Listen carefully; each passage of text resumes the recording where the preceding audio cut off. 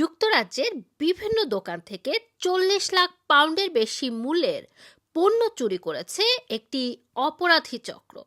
সম্প্রতি সেই অপরাধী চক্রকে ধরেছে পুলিশ। নতুন পুলিশ ইউনিট অপারেশন ওপাল এই চক্রটিকে আটক করেছে।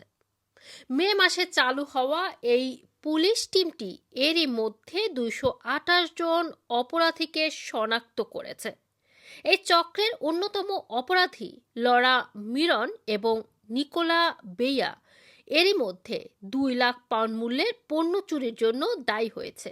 এই বছরের সেপ্টেম্বরে গিলফোর্ড আদালতে তাদের 4,500 পাউন্ড মূল্যের শ্যাম্পেন চুরির জন্য কারাদণ্ড দেওয়া হয়েছে। তারা 800টি অপরাধের সাথে জড়িত, যা পুরো যুক্তরাজ্য জুড়ে সংঘটিত হয়েছে। অপারেশন ওপাল দলের কাজ অপরাধী চক্রের কার্যক্রম ম্যাপিং করা এবং বিভিন্ন পুলিশ ফোর্স থেকে প্রাপ্ত তথ্যের ভিত্তিতে তদন্ত চালানো। অফিস ফর ন্যাশনাল স্ট্যাটিস্টিক্স অর্থাৎ জাতীয় পরিসংখ্যান ব্যুরো জানিয়েছে যে অক্টোবর মাসে প্রতিদিন গড়ে 1300টি চুরির ঘটনার রেকর্ড করা হয়েছে, যা 2003 সালের পর থেকে সর্বোচ্চ। ইংল্যান্ড এবং ওয়েলস মিলিয়ে মোট 4,69,788টি ঘটনা নথিভুক্ত হয়েছে।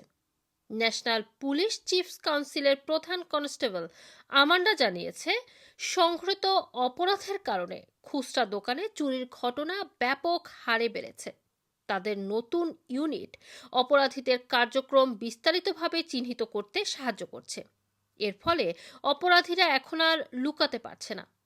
পুলিশ মন্ত্রী ডেম ডায়ানা জানিয়েছে, চুরি মোকাবেলায় ব্যবসায়ীদের সাথে ডেটা নির্ভর স্মার্ট পুলিশিং গুরুত্বপূর্ণ ভূমিকা পালন করছে। এটি একটি ইতিবাচক উদ্যোগ। এই নতুন ইউনিটের কার্যক্রম খুচরা দোকানের চুরি প্রতিরোধে ইতিবাচক ফলাফল দেখা যাচ্ছে। রুমানা রাখি, রানার টিভি, লন্ডন।